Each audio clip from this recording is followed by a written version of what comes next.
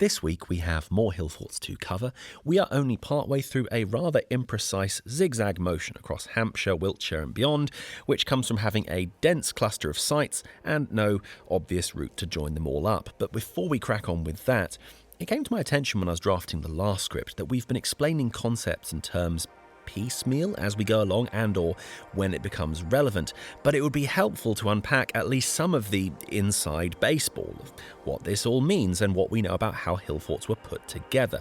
Now, there is a tremendous amount about the Iron Age in Britain that is unknown to us. I mean, the names of tribes or people, at least before the Romans and Greeks visited the Isle of Britain, religion, rituals, beliefs, these are very difficult for us to assess. I mean, just a reminder that despite a reference from Caesar and their status as the face of pre-Roman Britain in our popular culture, we still do not have a single object from the archaeology that we can unequivocally say is from a druid.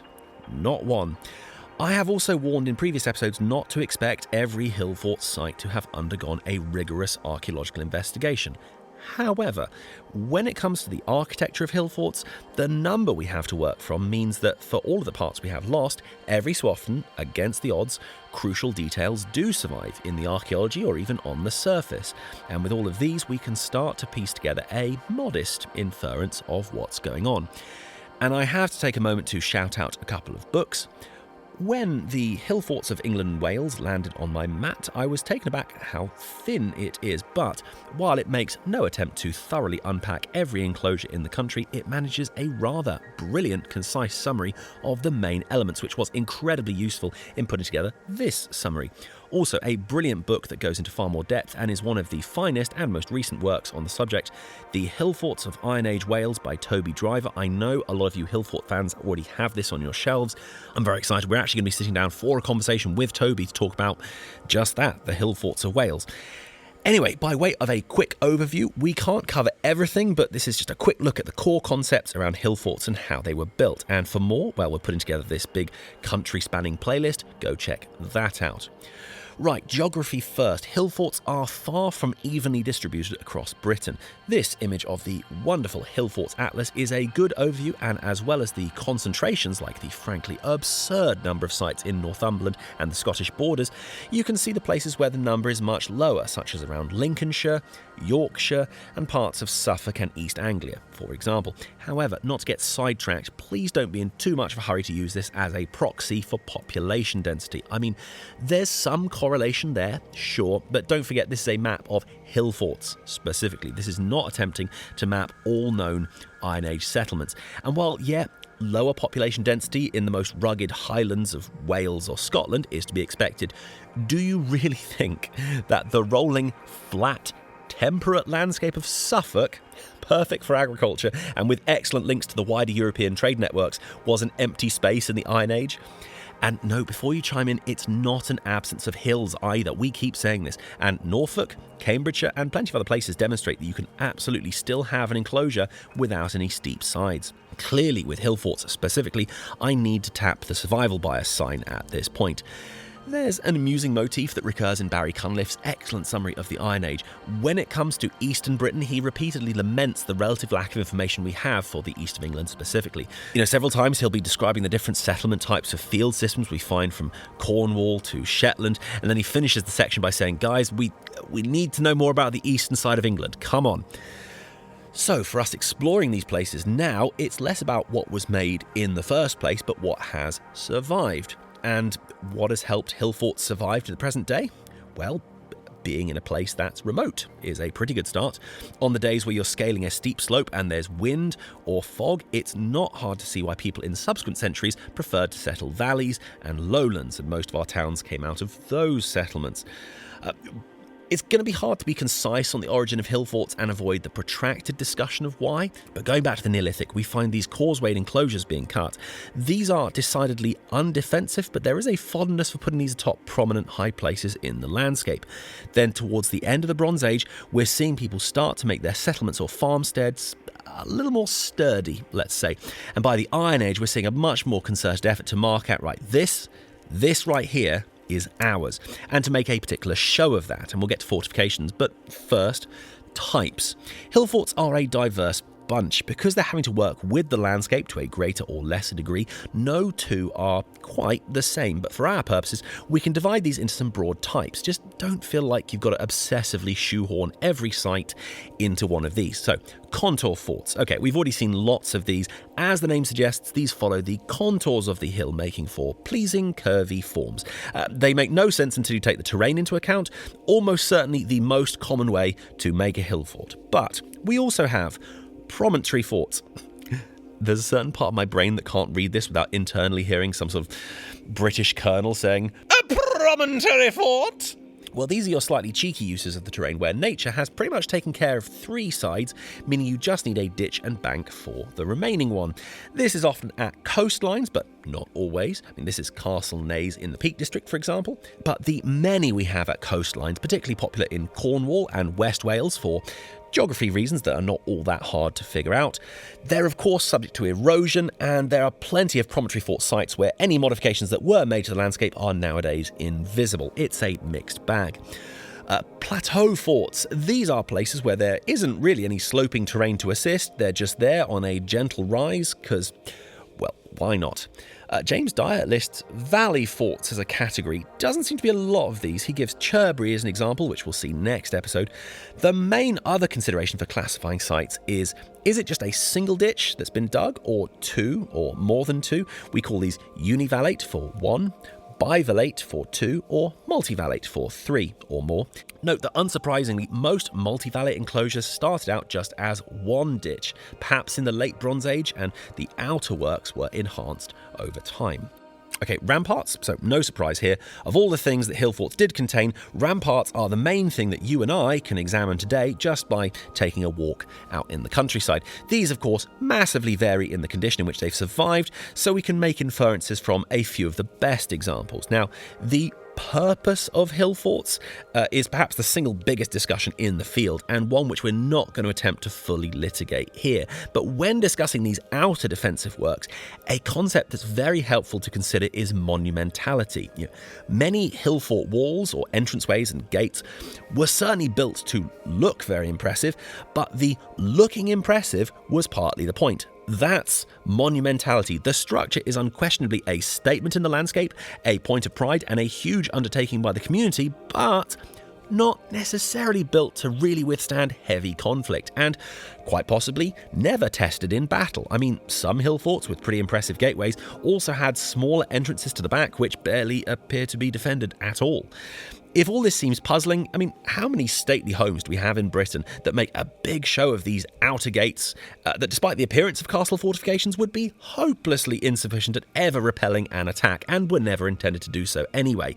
It might be stretching the analogy a bit, but you can definitely see the human nature at play here. So when we're looking at defences, just keep in mind that while some, yes, are undoubtedly deeply practical and often just the simplest solution to the problem, particularly when it comes to gates, they may be a bit OTT for show rather than just raw function.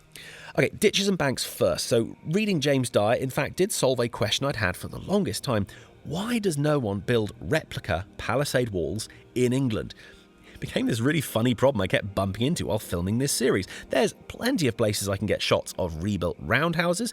There's the always excellent Batsford Farm, or the Ancient Technology Centre, or Castle Henlys, or all sorts of places. I mean, even the school I work in has one. Seems like every Johnny and Jane in the land has a recreated roundhouse nowadays.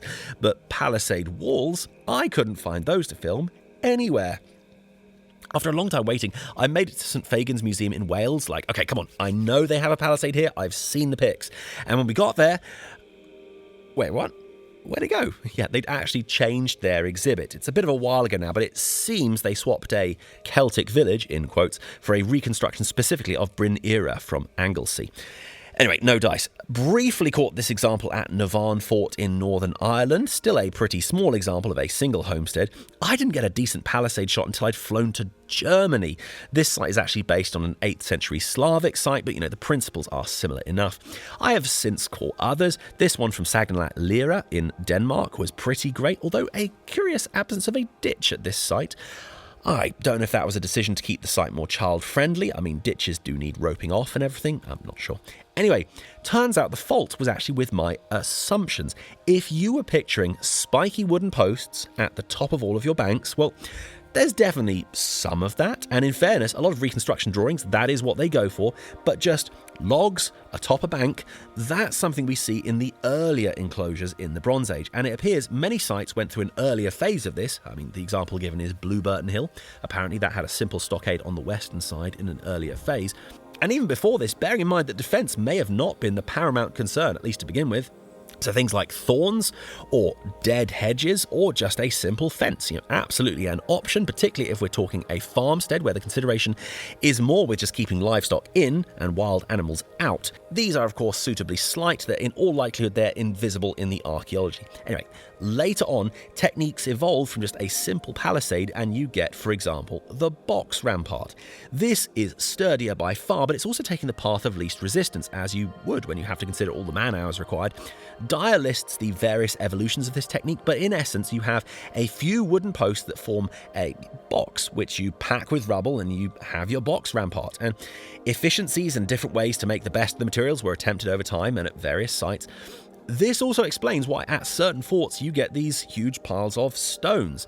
I mean, yes, dry stone wall was used in places, Treer Carey being one of the most striking examples, but in a lot of other places, this local stone was never shaped or stacked into a neat wall, but was just piled into a box rampart. And yet then, when the wood rotted, as it inevitably would, it leaves the stones to form a pile to just tumble down the hillside, and sometimes the local wildlife has almost buried these stone piles, like Castlan Dinas near Penzance. So one more thing to keep in mind, we mentioned multivallation as a way of bolstering the defence.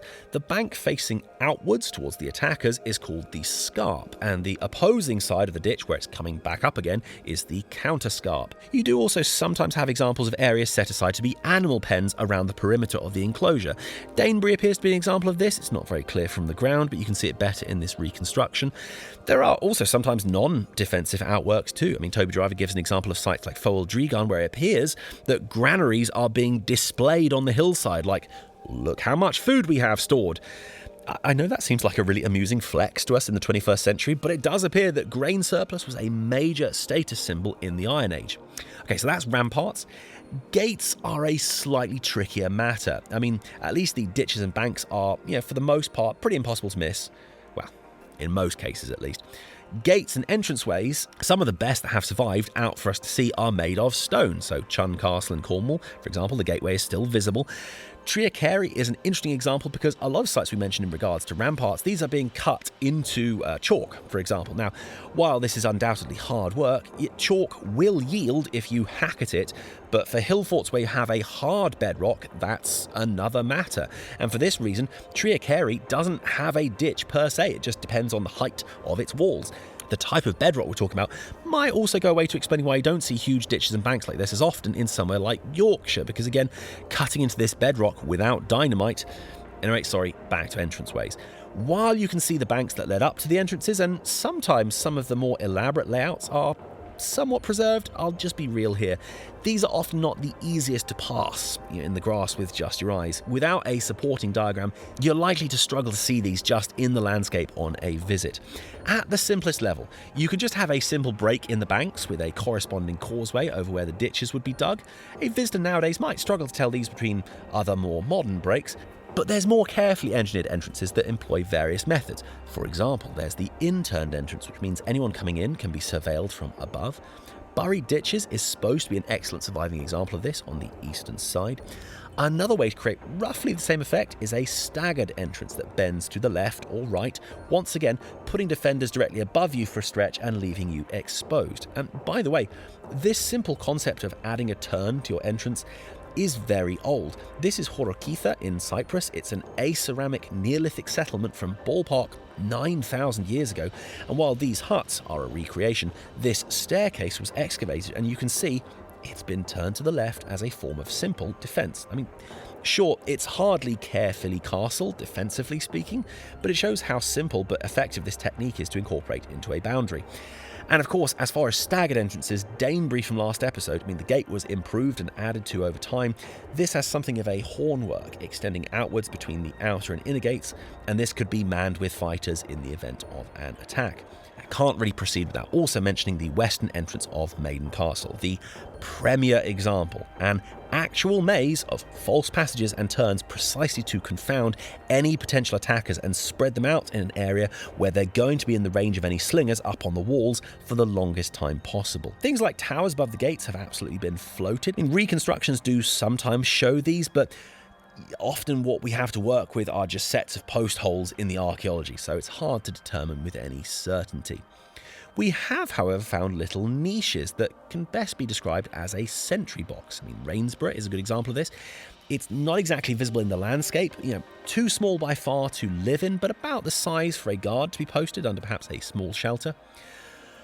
Okay, well, I feel like that's most of the key concepts. You can test out what you've learned in the next part of the episode, but hopefully that's given people something of a better overview of the elements of the Hillforts we're discussing. Right, and with all that covered, and even though that's like half our runtime, title drop.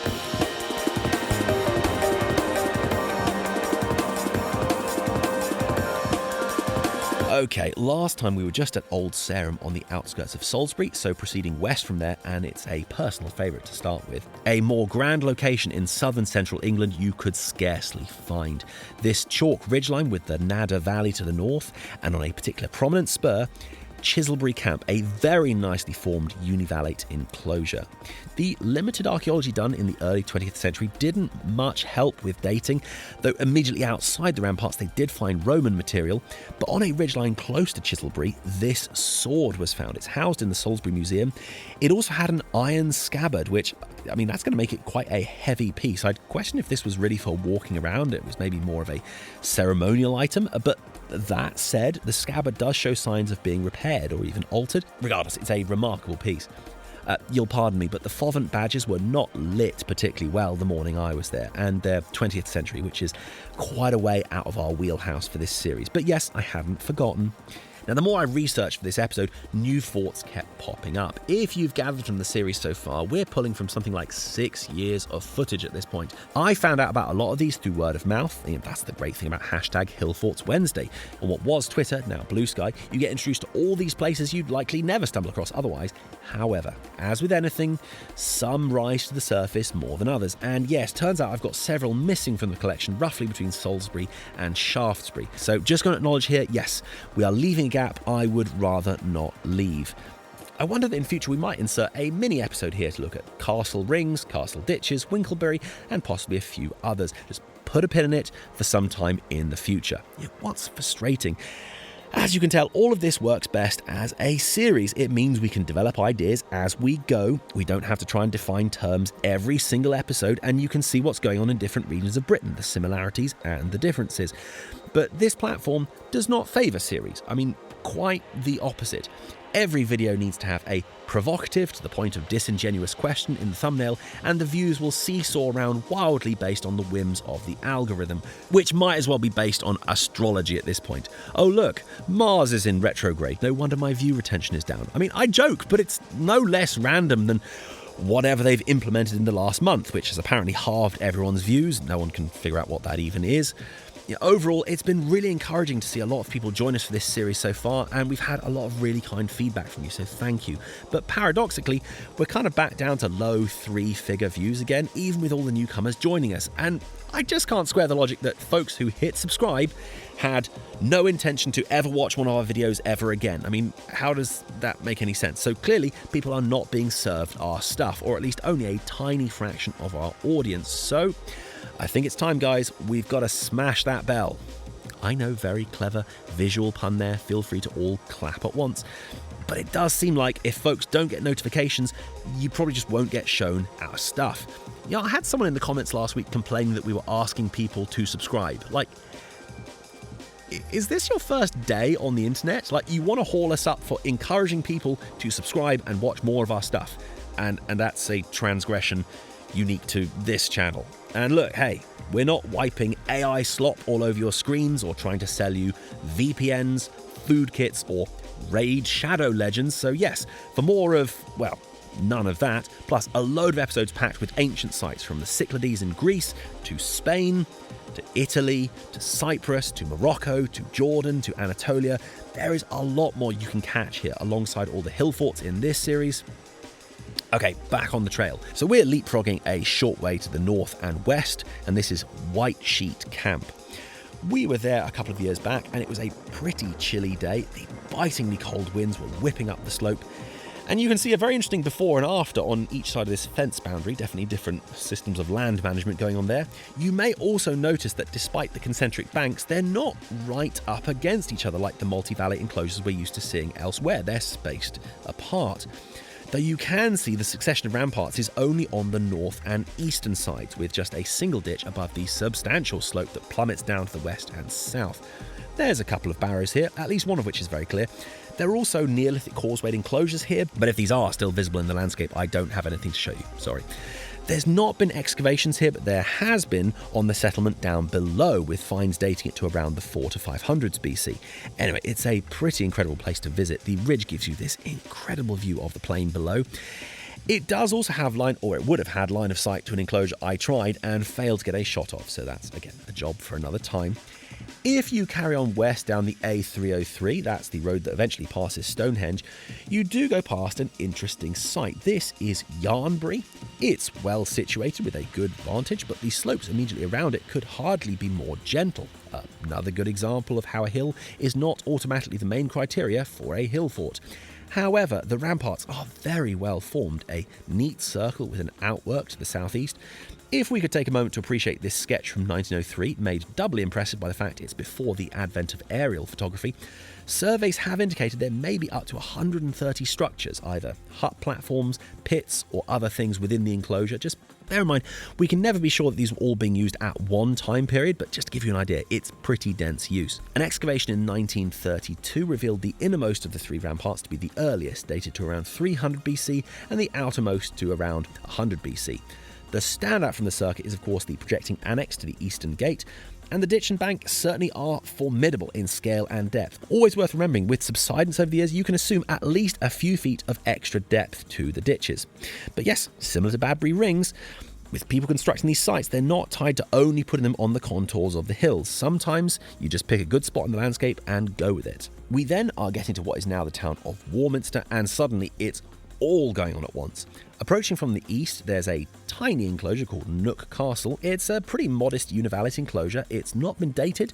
There was work done there in the 1800s, and as well as the barrows in the surrounding area, Nook was described as a defended cattle enclosure. You then get the 1-2 punch of the vast Battlesbury, and just across the valley, Scratchbury. And on the other side of town, you've also got the massive Clay Hill. So beginning at this western extent then, the first time I tried to reach Clay Hill was on foot from Warminster. It was a valid effort, but the footpaths led me to the north and didn't appear to actually lead to the hill. You could perhaps do it by jumping some fences, but unless you needed to loop even further, it doesn't appear that route is designed for the public. But on the second occasion, I got a bus which stops just outside the National Trust car park. And this was one of the most remarkable mornings. There had been a severe frost. I think technically this was a hoar frost, meaning that everything was dusted in white. Pairing that with the blue skies, it was just an absolute gift for the lens. So Clay Hill itself is a pretty remarkable outlier in the terrain. It seemingly rises up out of nowhere. Can't miss the massive chunk gouged from the southern side. This was from chalk mining. The enclosure follows the contours of the hill very closely, leading to a rather eccentric hourglass shape. You can see a couple of barrows. Otherwise, not much archaeological work to draw on for this one.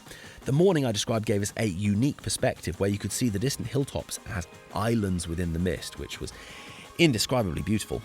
So, moving across to Battlesbury Camp. Now, this one is absolutely vast, and the slopes up to it are aggressively sheer. The experience of encountering the site is somewhat surreal. From ground level, this entirely flat, almost featureless piece of farmland, and then suddenly Battlesbury shoots up near vertically. I attempted to scale this through the trees, as one wrong footing on the mud of the slope would have more than happily dumped me on my butt at the very bottom, but while sunk cost fallacy kept me going, this was a decidedly bad plan, and I should have just accessed it from the east or west sides like everyone else. When at the top, the ramparts are still impressively deep. You can see a barrow at the eastern extent. Behind the site, there is a boundary to the Salisbury training area, so can't get footage there.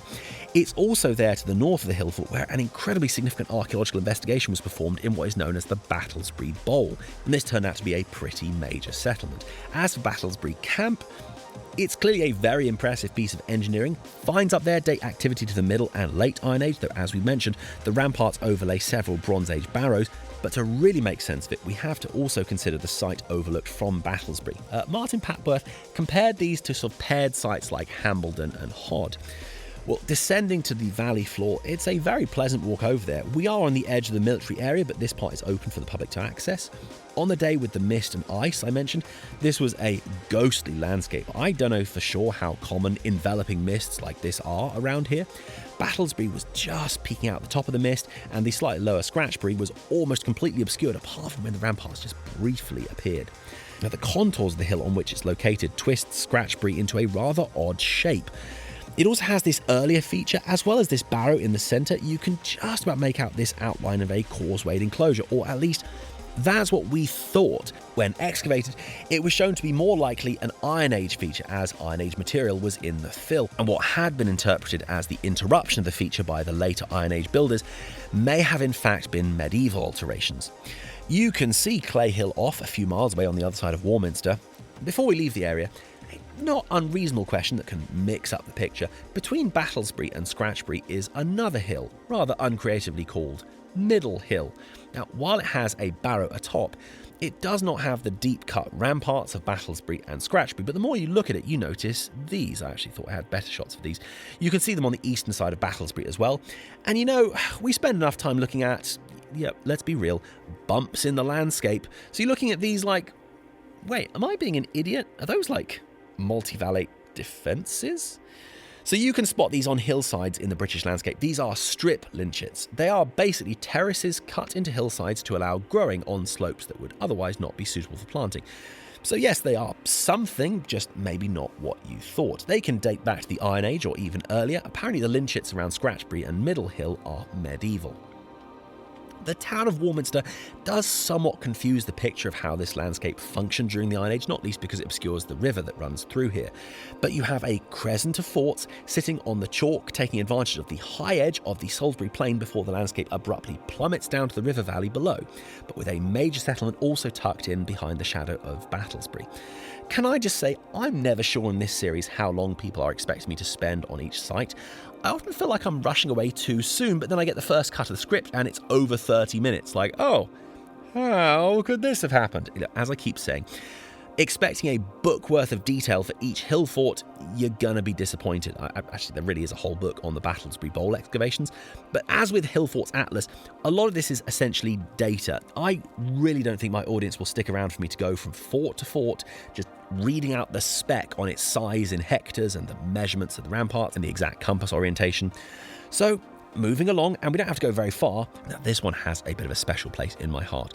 It's not a bad trip if you get the train to Westbury and then take a modest walk. When I got out, the town was cloaked in the same mist, and I did wonder if this was all just going to be a waste, but I kept walking, and sure enough, when I'd gained enough altitude, suddenly I was above the mist, and the cloud inversion I got from Bratton, this is going to need a supercut.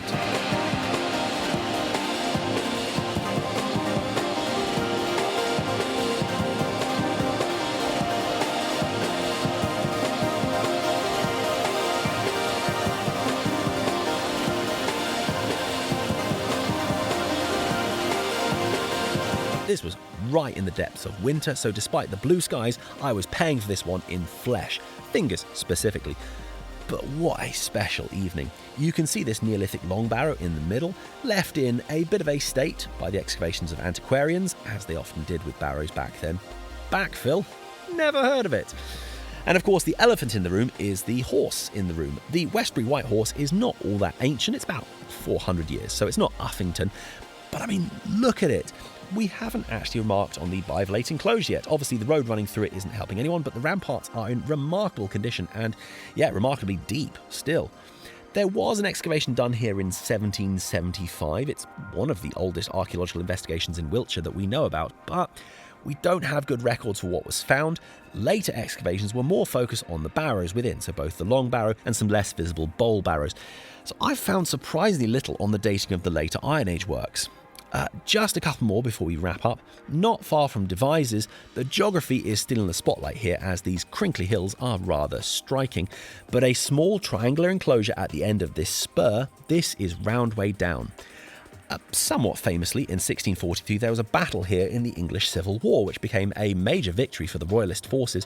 I had wanted to get back there before these episodes got made. I had a nice walk from Devizes, but the light for the day was...